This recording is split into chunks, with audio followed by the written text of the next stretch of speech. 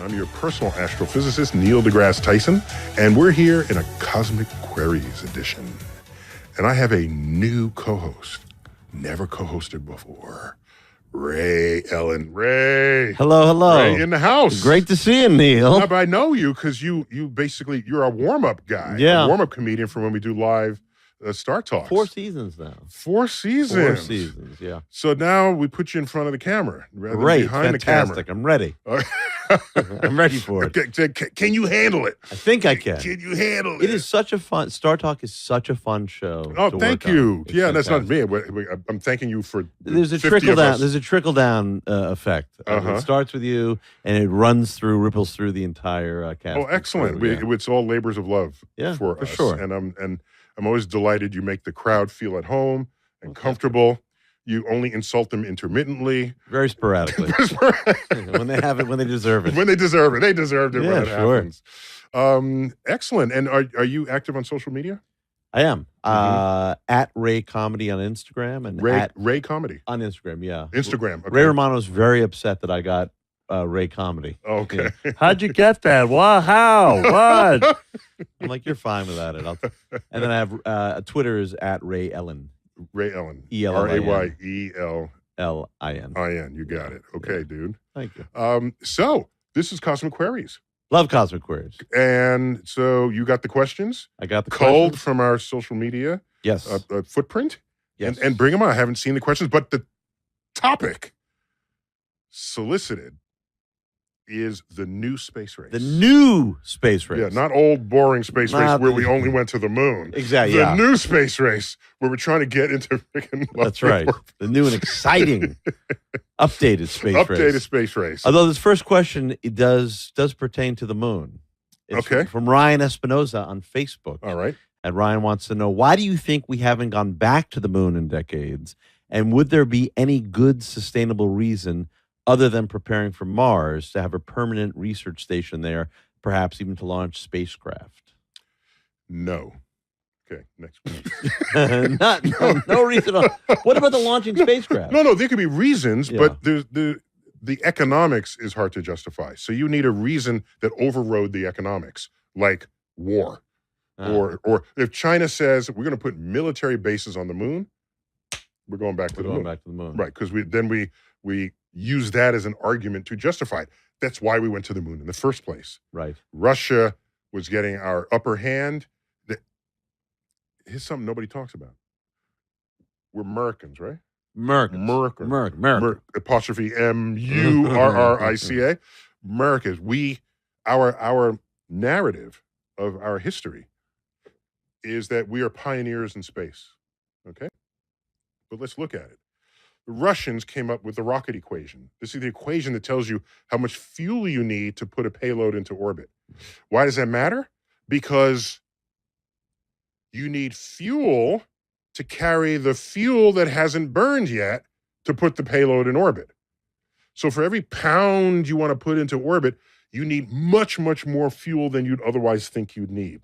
And that's why the Saturn V rocket is so tall, and the astronauts and all their payload is just the upper little section. All the rest of that is just controlled bomb. Wow. Okay? So the rocket equation was Russian. Russians had the first satellite in orbit. Sputnik. Yes. And in fact, I got Sputnik right here. Oh. Okay. I got this in Star City, Moscow. I mean, outside. It's a very distant suburb of Moscow where it's like our Houston. Okay. Except it's really just for space. Are there any cowboys there? No. So this is the International Space Station. Okay. And then we go the next one down. This is Skylab. Oh, cool. Yeah, which was there's the Apollo Soyuz project. We use the Skylab as a space station. So that's smaller than the International Space Station. Right. I have no idea what this is. It looks like a flying saucer. Could have been some prototype thing that the Russians designed. And what else do I have here? This is some large satellite. But we keep going. And there's Sputnik in the tiniest of the dolls. Look at that. That's a very, very clever doll. I don't know how this translates to radio, but I just disassembled one of these dolls. What are they called? Those were the... The Russian dolls, yeah. The Russian dolls, the nesting Russian dolls. But there's a Russian I was thinking name of for it. I was thinking of Fabergé egg. It's not a Fabergé egg. No. Not even close. So the littlest one in there, normally they have like heads of state or Right. popes or Sure. prime ministers or czars. These are spaceships. And if you crack that one open, it'll be a little bottle of vodka. And if you crack that open, it'll be a little piece of potato. I'm not showing it. So Sputnik, they have the first non-human animal in space. Who's that? A chimp? No. Non-human It animal? was a dog. Was it really? Yes. What kind of a dog was it? Laika. It's a mutt. Ah. I don't know if it's a mutt, but I think it was kind of like a mutt. They take It was a stray dog from Moscow. How would you feel you're a stray dog just running into the streets of Moscow? Next thing you know, you're up in orbit. Well, they had no plans to bring it back alive. Oh, wow. So maybe you'd have second thoughts. However, Yeah. I'm thinking to myself, if I were a dog, I could be a stray dog and die in the streets of Moscow in the winter, or be the most famous dog since Lassie Sure. and die in space. That's not a bad option. Or how about just being adopted by a family with a yard? How about that? A rescue dog. Yeah, rescue dog. Wouldn't that be sweet? So there's some bitterness about the fact that there was no plans to bring it back alive. And it was a Russian mutt. Yeah, I think it's most of some kind of breed, but I don't think it was I don't remember it being a purebred. Anyway, they had yes, rough. And the first human in space. Okay. And that was who? The first human ever in space? Yes. Yuri Gagarin. Yes. It was Yuri Gagarin. He said yes. That was a good Like you saved yourself on that one. did. If I answer quickly, it meant I knew it. That was very Stewie and Brian right there. That was very, and so they also had the first, a lot of firsts, and then we landed on the moon first, right. and then we say we win, and obviously we walked on the moon for I'm just saying, we landed on the moon first, right, and we say we win the race, right, when almost every other important achievement in space was achieved by the Russians. And the reality of that progression of achievements is what spooked us, because they were accomplishing things faster and better than we were. And so then we leapfrogged it, and then we went to the moon. So that's all I'm saying. So, but going back to what Ryan asked. I forgot the question. No, it's okay. What is it? But why isn't the moon useful to launch spacecraft? Oh, okay. So here's the problem. If you're going to leave Earth to go to the moon to then go to Mars, just go straight to Mars. Goes right. Okay. All right? You're going to need fuel to land on the moon because you have to slow down. Fuel is not just to go fast. Once you're going fast, how are you going to slow down? In our atmosphere, you can use aerobraking, which is why we have heat shields. People say, oh, you need heat shields, otherwise you'll burn up. Glad you're going through the atmosphere. I don't need fuel to do it. Right. Using the friction and shock waves between the craft and the air to slow it down so that I don't need to use retro rockets to slow down. You go to the moon, you need retro rockets to slow yourself down. So you have to carry fuel that you're not using yet. Right. So no, the moon would not be a place to organize to then go to Mars. You want to organize in zero G, in a Lagrangian point, through these points where gravity balances between the moon and the Earth and the planets. Where you just put stuff there, it just stays. So you can make really big ships.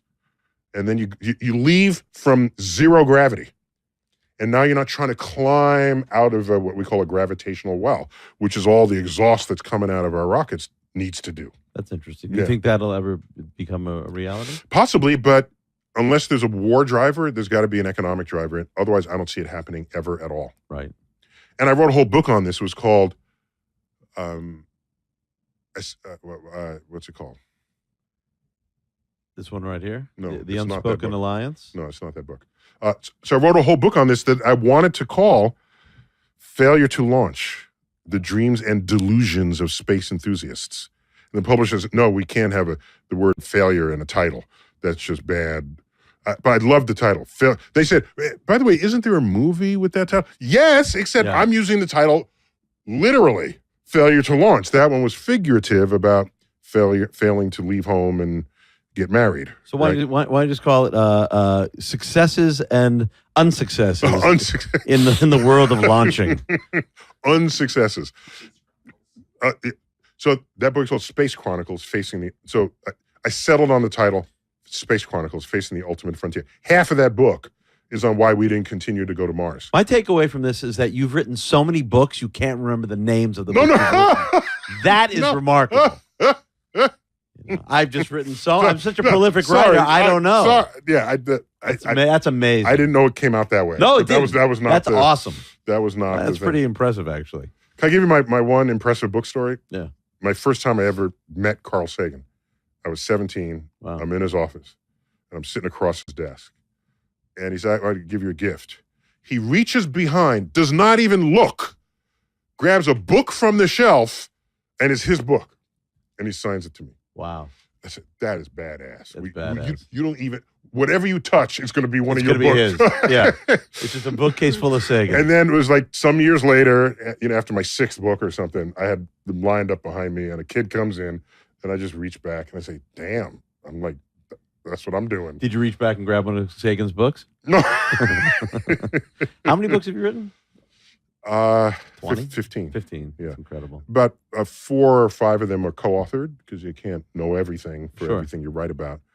But some of them I'm more proud of than others, but it's an opus of my effort to communicate the universe to the public. That's amazing. Yeah. That's amazing. My sister Abby just wrote her 2nd book called Duped, and I see firsthand up close how difficult it is to write a book. Oh, yeah. You have done that many. That's incredible. Oh yeah, no, it's a chapter of your life. It's a piece of you in the book. Right. And when you're done, you just got to regrow the organs that you expend. Right. Regrow your energy, refill your fuel tanks, regain energy, reestablish your existence as an entity, because you're putting so much of yourself in the book itself. Sure. This is why after every episode of Star Talk, when Chuck Nice and I say to Neil, hey, you want to go out, maybe have a glass of wine? You're like, nah, I got to go home. I have things to do. Like, write another book.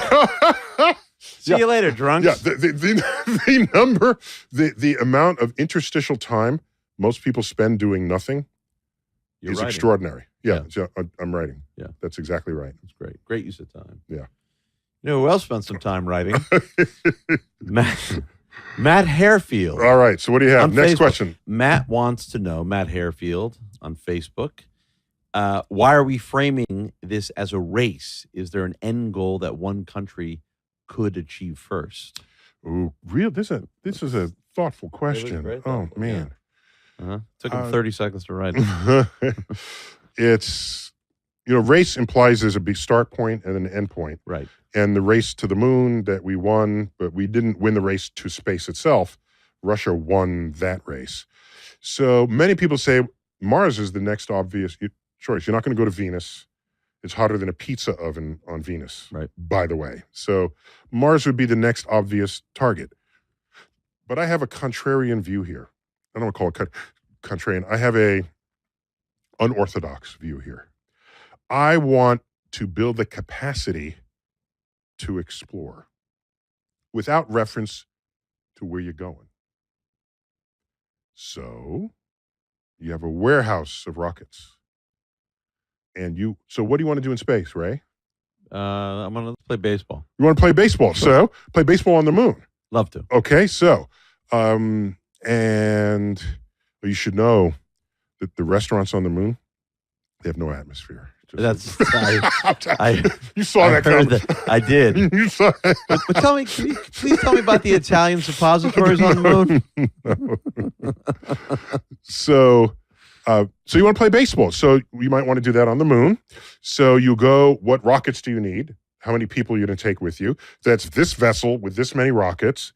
And you need to last this long. So you need this food supply. And oxygen, this sort of thing. And then then you go to the moon and have fun. There's scientists that might want to study the possibility of life on Mars in some other genesis on Mars. So they'll bring equipment with them and they want to go there. Maybe they want robots. Maybe they'll stay in orbit and control robots down on the surface.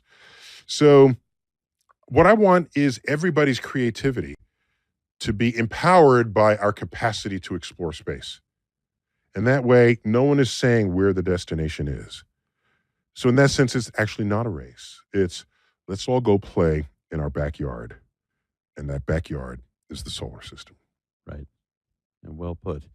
it's amazing to me. I always thought it's just so interesting how everything has to be turned into sort of framed as a competition. Well, And it's we're human, and particularly, there are people who rise to higher heights when they compete. When I first started watching the Olympics, I thought to myself, why is it that you can set a world record in the Olympics? Why didn't you set the world record a week ago? Right. It's you. You're the same person. Right. How different are you this week than last week? Exactly. Yes. Or than a month ago? Right. Why did you set a world? Because the competition, the moment, the urge, the pageantry, all comes together and creates a will, a force, almost another force of nature operating on your ambitions. But it also creates a sense of pressure that maybe someone could run the fastest time ever if he didn't feel as pressured. For example, there's some people who can only sing in the shower. They can't sing on stage. They're great in the shower. What if Oh, somebody? I can sing. I sing really good in the shower, and I could sing on stage, but no one would want me to. That's the difference. Okay. You want to do the remake of Jesus Christ Superstar? It's my Play favorite the musical lead? of all time, and I saw it in 1971. Oh wow! Yeah, with Very an cool. original cast, including Ben Vereen as Judas. Oh, you saw it when you were 2 years old. Yes. Good stuff. But why did you? Oh, yeah. So I don't have a voice that's good. I don't have a good singing voice other than I just sing in the shower. Right, but there's some people who sound incredible in the shower and wouldn't be good in front of a live audience. So I'm sure there's people that participate in the Olympics who maybe they could have broken the world record just sort of on their own time. Like on a random Sunday, they get up, and feel kind of relaxed. So we need an Olympics with no cameras and no audience. No cameras, no audience, no fanfare. Sure, exactly. It's called the Home Olympics. The Home Olympics. Yeah. All right, we'll see. We'll see how that one plays. See how that goes. So yeah, competition drives it. So does the urge to gain wealth and power. Right. So that's driven all the greatest projects that humans have ever done in the history of civilization. Greatest in terms of what fraction of a society's intellectual, physical, and financial capital was invested in it. So when that's high, generally it's praise of royalty, gods and royalty. It's economics or it's war.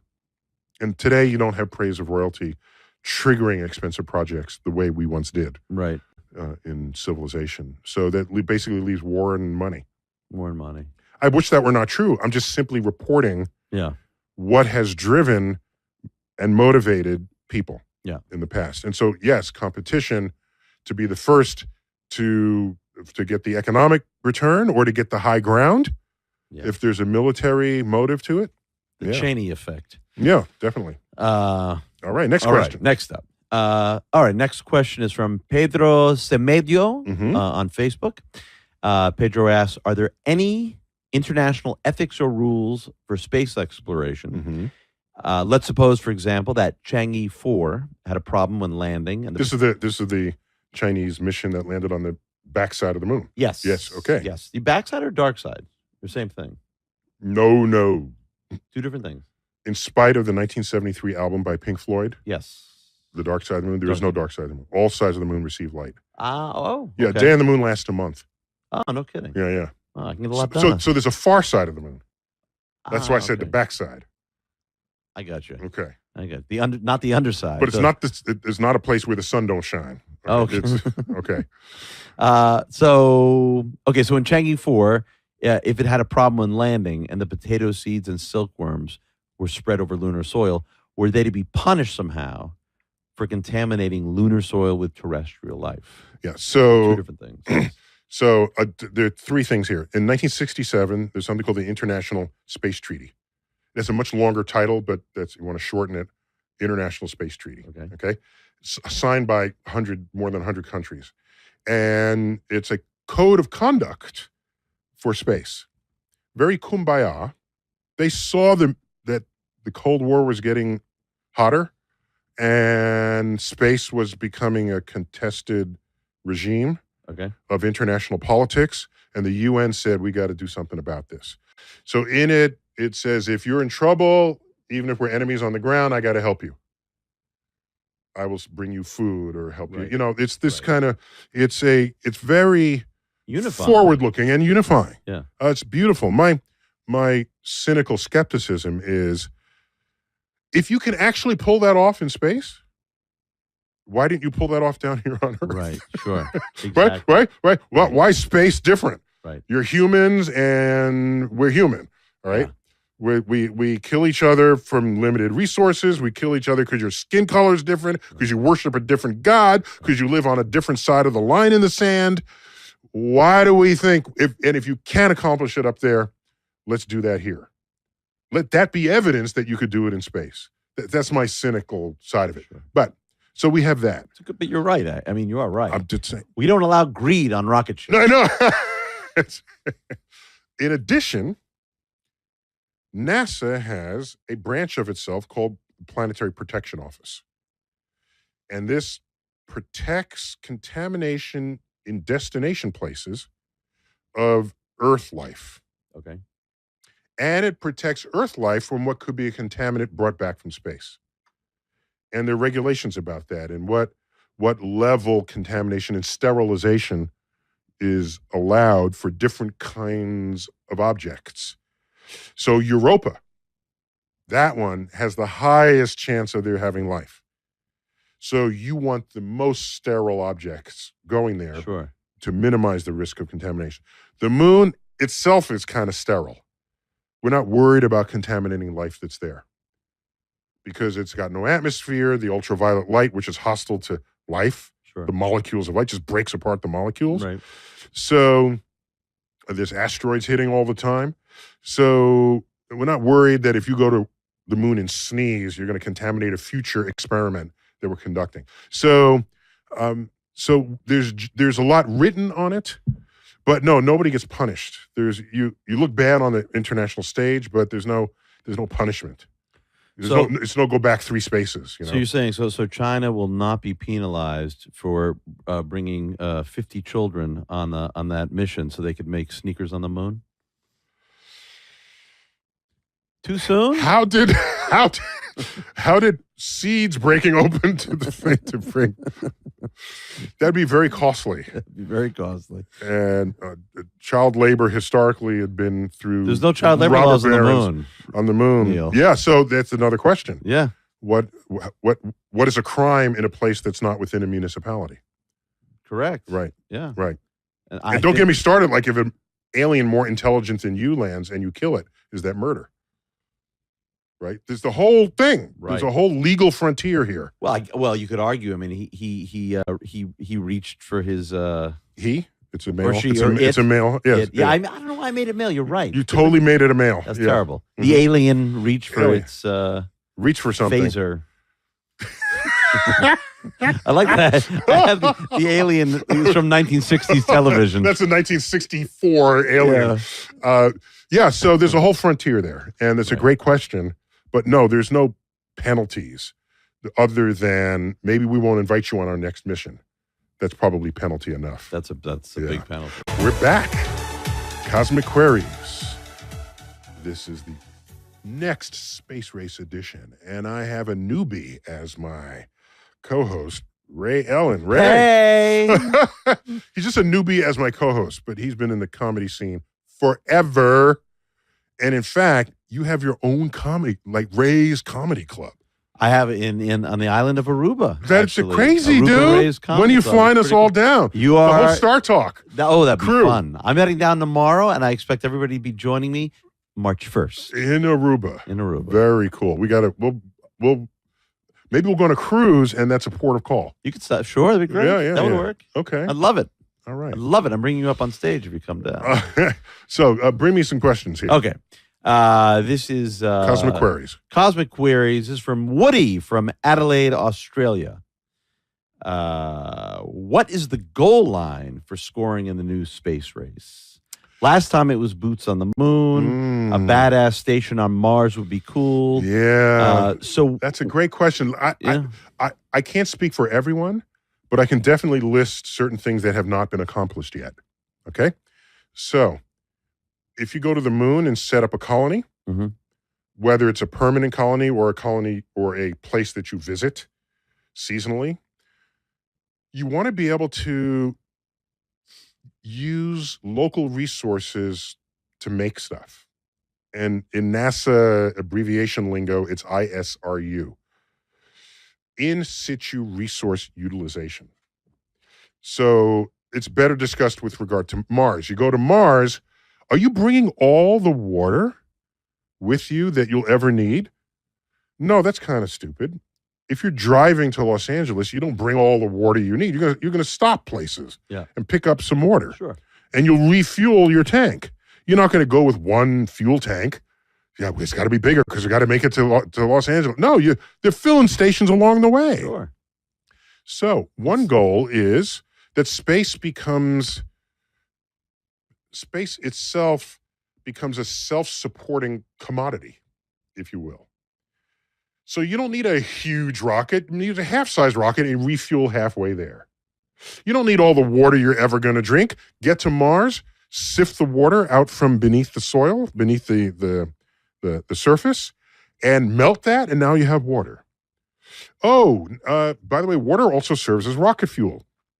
Build a factory, separate the two molecules, the two atoms. What are they in water? What's the molecular form of water? Hydrogen and oxygen. Thank you. Yeah. H2O. Yeah. Yeah, H2O. For some reason, when you ask me a question, I think you're trying to trick me. No, I'm not a trick question guy. No. Not a trickster. No. I ask very simple questions. Yeah, well, thank goodness for that. Okay. So H2O, if you separate those two atoms and put them in separate liquefied tanks, so liquefied hydrogen, liquefied, very cold, you cool it down, it liquefies. And then have a nozzle that connects them, it's a highly exothermic reaction. There's endothermic, means the reaction absorbs energy around it. Yeah. Exothermic means it releases energy. Mm-hmm. You bring hydrogen and oxygen together, it's rocket fuel. So you can have water there that you can drink, water that can serve as rocket fuel, and so then you don't have to bring it. Okay, well, how about food? Well, Mark Watney solved that one. Yes, he did, He grew potatoes. So yeah. you got to grow something first. Yeah. Figure that out. Are there going to be greenhouses, this sort of thing? So one of the goal lines or high bars for us is in situ resource utilization. And now that we have 3D printers, if something breaks, I need a nut, a bolt, a fan blade, print it. Right. Send in the CAD. Load up the CAD from Earth. The computer-assisted design, load it from Earth. Because I'm not going to design it on Mars. I don't have that talent. Right. Get somebody to design it. Oh, here's that new part you need. Just you bring the designer with you. No, not if they wouldn't have to. You would if just bring the machine. Yeah, there's a time delay of like 20 minutes, but that's fine. What about long distance energy transfer? Is that something that we're sort of? You mean? Oh well, so no, our rockets. We're still using chemical fuels in our rockets. Well, you know what we need? Warp drives. Warp drives. We need phasers and warp drives. Phasers and warp drives. And we don't have flying cars yet, but we need the warp drives, like real soon. Then you could cross the galaxy during the TV commercial. Otherwise, you're dead. Right. The time it takes to travel star to star is incommensurate with the life expectancy of human physiology. Is that right? Yeah. So going the fastest we've ever gone sent anything, if I aimed for Alpha Centauri, the nearest star to the sun, ask me how long it takes. How long does it take? I mean, depending... if there's a tailwind, with a tailwind, 50,000 years. Wow. I find that. It's sad. It's sad. I was going to say, I find that depressing. It's sad. So it's very depressing. So you're not going to Alpha Centauri. I'm not going to Queens. What are we talking about here? Never mind, Alpha Centauri. Yeah. And then he said, well, do you want a generation ship? Are you going to commit future generations to live out their entire lives just to make more babies on a ship so that some generation, 1,000 generations down, lands, enters the space of the sector where you have the nearest star? This is not sensible. Right. Yeah, it's really not practical. Yeah. So we need warp drive. Warp drives. Yeah. Can you work on that, please? Yeah, I'll work on it. I got people. I got men. Time for one more question before the break. Okay, one more question for the break. Okay, how about this? This is nice. This is from Uma Claire on Instagram. She said, Hi, my name is Uma Claire. My family and I always listen to you on our way to school. I certainly can't wait to hear this episode. Of all the countries likely to be involved in the new space race, which is the closest to bringing people to Mars? Ooh. Calculations and testing wise. Ooh. Good question, Uma. Ooh. Nobody is close to doing that now, but when China says they want to do something in space or technologically, they just do it because they have that power over their resources in ways that democracies don't. Right. We have to kind of all agree. The population has to agree. Not so in China. China just decides as a country, this is our next We're mission. doing it. We're doing it. Yeah. Right. So all they have to do is say, we're going to put a taikonaut on Mars or orbit Mars, and then they'll just do it in the time frame established for it. So I have no doubt that that resolve is real, even though it's not a stated goal at this moment. Of course, Elon Musk it's a stated goal. He wants to put people on Mars, but there's no business case for that. Right. He could do it as a one-off. He can get together with Jeff Bezos and get the multi-billionaires. So let's just put somebody on Mars. Right. But if you're an investor in that company and you say, well, like I say, it's a short meeting. It's, so what are you going to do, Elon? I'm going to put humans on Mars. How much does it cost? $1 trillion. I don't know. Right. Probably more. Is it dangerous? Yes. Will people die? Probably. What's my return on investment? Nothing. That's a 5-minute meeting. Right. I say this all the time. Right. That's a 5-minute meeting. Right. So unless we discover oil on Mars, Right. diamonds, but China can do it for no other reason, but that they want to do it. Right. Because then if you're not a completely free society, then you just decide to do it. Like the Pharaoh said, make me the biggest tombstone ever. And so they make pyramids. Right. And they just do it. Because it's I think commanded. we should spread a rumor that there is oil on Mars. No, spread a rumor that China wants to build military bases on Mars. Ooh. So they just have to leak a fake memo. Right. And have the CIA discover it. Fake it. Just do it. And then we're going to Mars. That's a great premise for a movie. For a movie. Oh, yeah. Love it. Oh, yeah. That's the next Will Smith movie. Yeah. So I think here's a scenario that I can imagine. China builds up their interest in Mars and they want to send people, even if they want to do it peacefully. Forget war. We want to do it peacefully, but we still will get a little bit spooked by that. Sure. Right? We'll react. Yeah. We'll say, we're going to Mars. Right. Oh, NASA doesn't have a spaceship to do so. We have one that's kind of works, but does anyone else have a spaceship? And Elon raises his hand. I got one right here in the warehouse. Right. So then... right here next to the pool and the tennis court. So we end up using an Elon spaceship that he diligently built, researched, designed, and built, and that's good. But that's not Elon landing on Mars. That's the American taxpayer landing on Mars. Correct. That's the difference. Right. So it's no longer privatized. It's not a business model. Right. It's we're doing it. Yeah. Well, there it is. Thanks, Uma. All right, we got to take a break. When we come back, more of the next space race. We're back on Star Talk, Cosmic Queries Edition. The next space race is the subject. And I got Ray Ellen with me. Hello, Neil. Yeah, all right. Ray, you have a TV show now on Comedy Central? Yeah. That is very cool. Yeah, I mean, it's very because you're all like calm and cool here in my office, but you're badass outside of the... I'm a very humble dude. I really am. It's called This Week at the Comedy Cellar. It's on Comedy Central Friday nights. We just wrapped season 1. Nice. Season 2 should be starting up probably... this week. So it's like John Oliver This Week tonight? Yes. A review of the... It's a weekly topical stand-up show. Mm-hmm. We have about 20 different comics come on every episode. Every episode? Yeah, every episode. We have a great nice comedians. It's fantastic. Nice. So how does a listener find you? Go to comedycentral.com yes. and you can watch every episode that's been archived there. Nice. Yeah. Nice. All right. Good. Yeah. See, I thought we were your only gig, and now I'm happy and sad. But you know what, Neil? Look, you are my favorite gig. Oh, there you go. That makes up there for you it. go. Okay. Comedy Central's not blasting me into space. I don't know if you will, but... All right, what questions you got? What All do you right. have? Here we go. This is from Almatastar from Instagram. Mm-hmm. When will the Space Force start cleaning up space? Or is there another program that's already working on space cleaning? Saludos de Puerto Rico. Greetings from Puerto Rico. Space Force. So a lot of talk about Space Force because Trump said he wants a Space Force. That's but what he let me just say unequivocally that just because Trump mentioned it does not mean it's a crazy idea. Just for the Trump naysayers out there. Sure. Just right. The moment they hear that word Trump, they immediately they can't listen to anything else that comes out of his mouth. Yeah. Space Force is... You think it's practical? Reasonable? I don't care, really, but I can tell you the benefits of it. It will focus attention that is already allocated to space within the Air Force. The Air Force has the United States Space Command. The Air Force has been thinking about space ever since we've had access to space.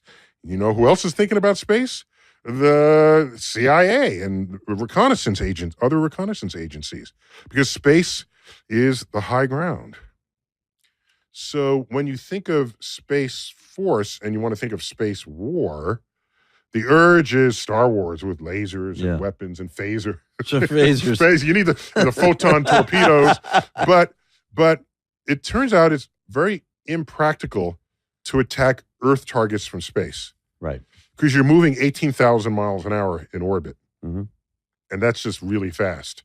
To then aim and do something on Earth, it's just, when we can send an intercontinental ballistic missile and hit a target any place on Earth within 45 minutes, to say, oh, we got to wait until the satellite is in position. So no, you just threw. So we already know how to kill each other from surface-based weaponry. We already know that. So space is not improving that. Okay? Quote, improving that. So space is a place for reconnaissance. And by the way, the Air Force, no one questions why do we have an Air Force. They used to be a branch of the Army. It was the Army Air Force throughout the whole Second World War. But the notion of Space Force to be sort of... But let me... Oh, my bad. I'm telling you. Yeah, I got you. The engineer that fixes the tank, is that the same engineer that fixes the airfoil on an airplane? No. The grunt on the ground who's carrying the weapon, is that the same soldier training as the pilot of the jet fighter? No. So you branch off Air Force from the Army. And no one is really questioning that, the value of that. So to branch off Space Force from the Air Force, why are you going to have an issue with that? And by the way, if you're going to do that, let's add priorities to whatever it is they were doing before. And one of them would be, let's clean up space. Right. Space debris. Space litter. Oh, it's litter. Oh, I think that's why we haven't been visited by aliens. Too many balloons up there? No, they just looked at it and said, you guys are nasty. You're slobs. You're just slobs. You're dirty, filthy people. You're dirty, filthy. So NASA tracks space debris so that when they launch the next thing, they don't slam into it. Right. All right? The space station has limited maneuverability power in case something is headed its way. So... yeah, that another one. What I want them to do is deflect the asteroids. Yes, I don't want to be like the dinosaurs going extinct because we have a space program and the dinosaurs didn't. Right. Dinosaurs, if they had a space program, no, they didn't. I'm sorry, I didn't tell you that before the show. I thought all the pterodactyls had a. They would lead they're flying ones. They're leading the Space Force. Yeah, they're the front men and women. And plus, the badass one was Rodan. Rodan was the supersonic pterodactyl. Sure, supersonic. Yeah, definitely. So what am I saying? So yeah, I think you'd want to add to their portfolio. But wouldn't Space Force sort of be because it's all of space, outer space? Wouldn't that need to be an international organization? That's a really good. That's good. That's like saying the air molecules above this country belong to the United States. Correct. That's kind of it's insane. Air moves. It's insane. Yeah. Right. It's an insane.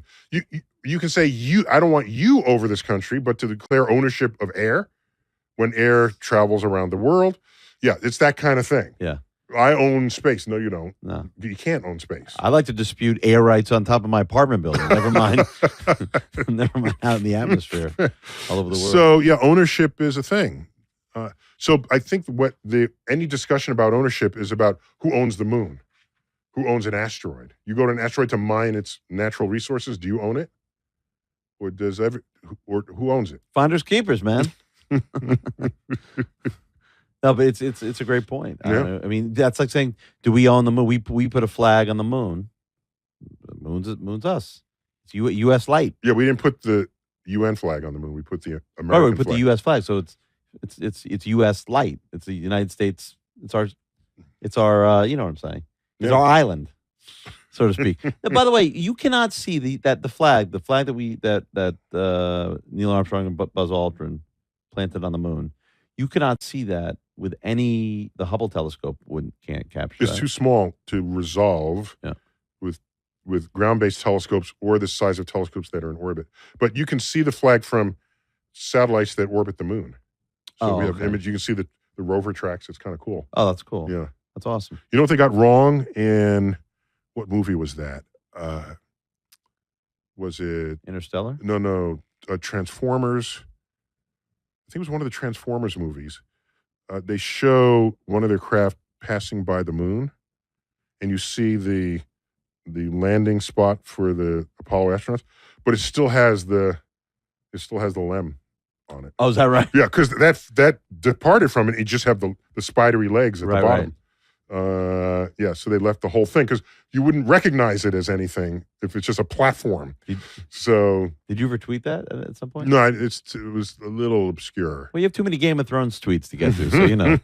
But anyhow, yeah, it just looks so naked to just have the base and these four legs. So they left the whole module there that the astronauts occupied, just so it looks like a landing spot.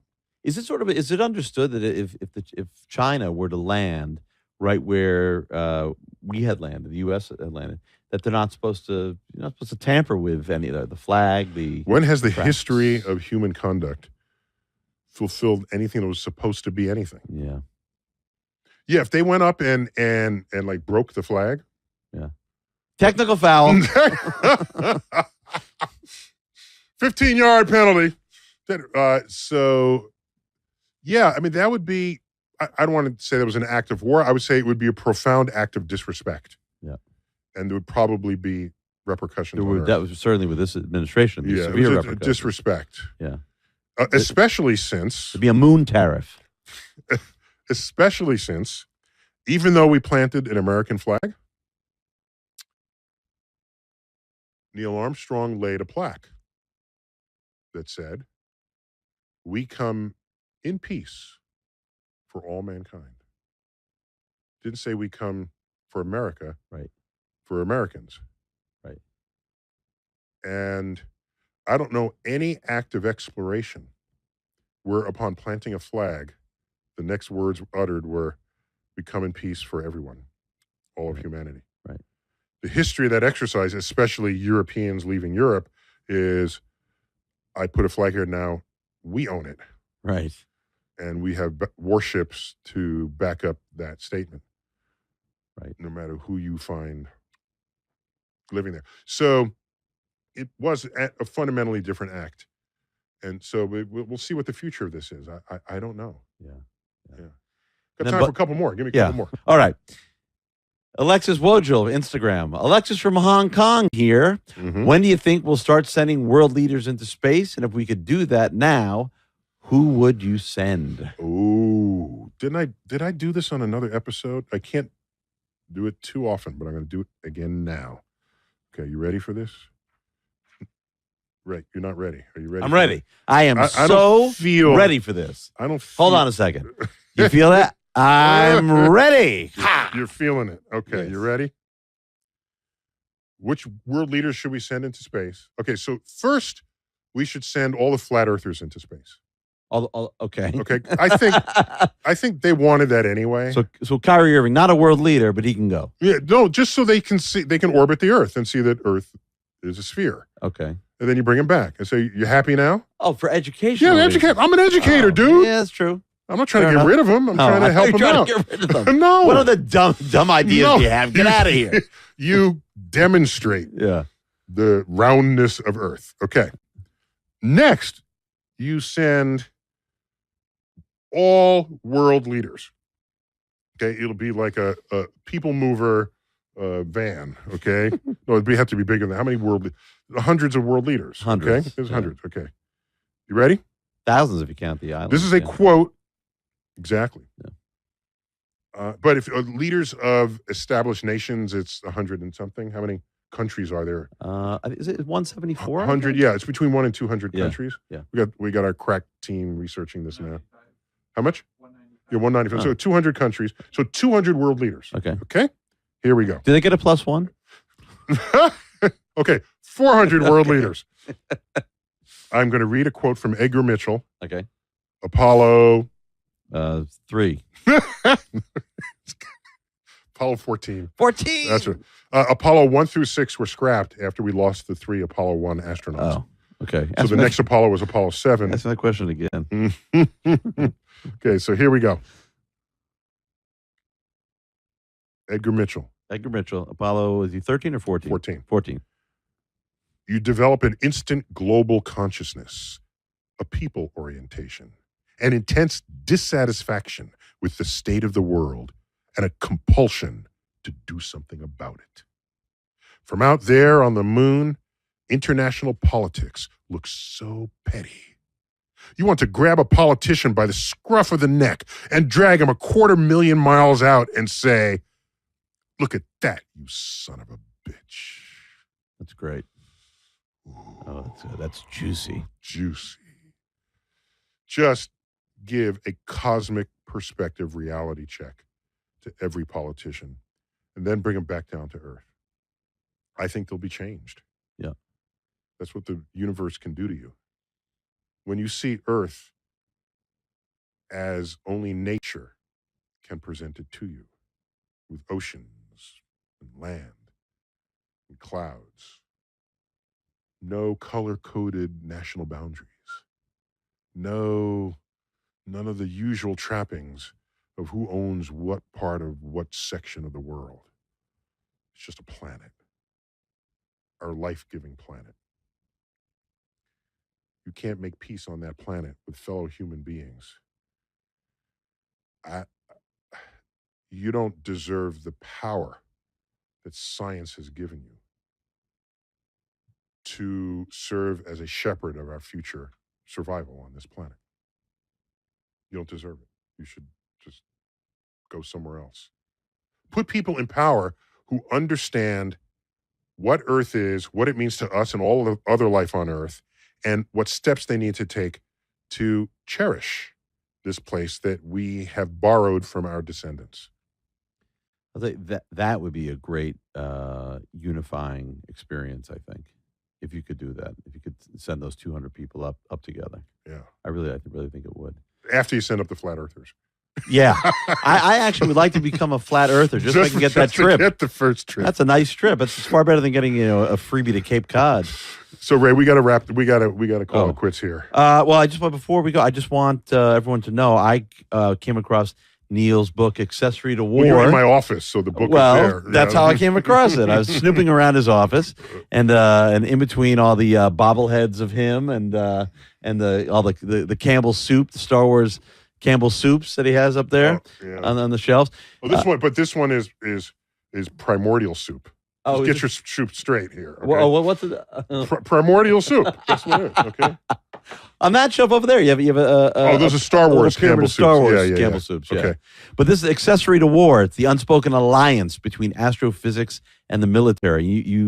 This is a book a few months ago. It came out, last September. Co-authored with Avis Lang. It's like 500 pages.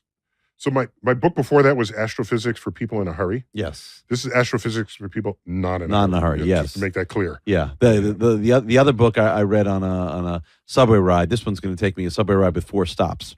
This is going to take me a little more extra time. But again, you are thanks for that plug. Thanks for the plug. Hey. It's another labor of love. Just the history, because science is not untouched by war. And the funding for it, that enable it, that empower it, that feed it. And so this is just a candid review and assessment of what that relationship has been between the history of astrophysics and war itself. I'm excited to try to tackle this. You are the most prolific non-comedian I've ever met. No. Like there's some comics I know who just write endlessly. Oh, yeah? And of all the non-comics, this is unbelievable. Okay, well, 15 books and... There's a new word for being a non-comic. It's called non-comic. Okay, fine. A civilian. Civilian. We got to go. Ray, thanks for doing this. Thanks, man. Dude. A lot of fun. Okay, we're going to get you back again. Love it. And the invitation to Aruba stands. Wide open. All right. You've been listening to, possibly even watching, this space race episode of Star Talk.